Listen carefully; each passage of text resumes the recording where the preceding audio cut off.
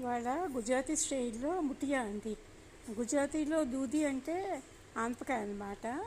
ఆనపకాయతోటి ముఠియా ఎలాగో చూద్దాము. ఇది చాలా బాగుంటుందండి, హెల్తీ రెసిపీ. మనం ఏంటంటే ఒక పెద్ద ఆనపకాయ ముక్కను తీసుకుని దాన్ని ఇలా గ్రేట్ చేసేసుకోవాలండి. దాన్ని వాటర్లో వేసేసి దాంట్లో ఉన్న వాటర్ అంతా తీసేయాలి. వాటర్ ఉండకూడదండి, ఉంటే కనుక ముఠియా చక్కగా గట్టిగా రాదనమాట. వాటర్ అంతా తీసేసి అది ఏ చారుకో దేనికో వాడేసేసుకోవచ్చు మనం ఏంటంటే ఆ ఆనపకాయ ముక్కలు దాంట్లో ఏం చేయాలంటే ఒక గ్లాసు గోధుమ పిండి, ఒక 2 స్పూన్స్ సూజీ రవ్వ, ఒక 2 స్పూన్స్ ఏమో శనగపిండి, ఇవి కలిపేసేసి ఉప్పు, తర్వాత ఏమో దీంట్లో ఏంటంటే గరం మసాలా బాగుంటుందండి, కొత్తిమీర, నిమ్మకాయ, కొంచెం వంట సోడా చిటికెడు వేసుకోండి, అప్పుడు ఇంకా బాగా వస్తాయన్నమాట. కొత్తిమీర మాత్రం బాగా దండిగా వేసుకోండి. అల్లం పచ్చిమిరపకాయల కారం కూడా గ్రైండ్ చేసి వేసుకోవడం. ఇంకా వేరే కారం ఏం వేయమండి, అదే కారం అనమాట దీనికి.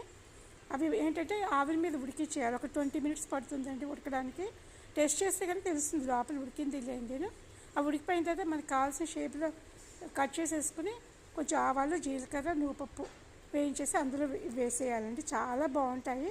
టమాటా చెప్తూ తినండి.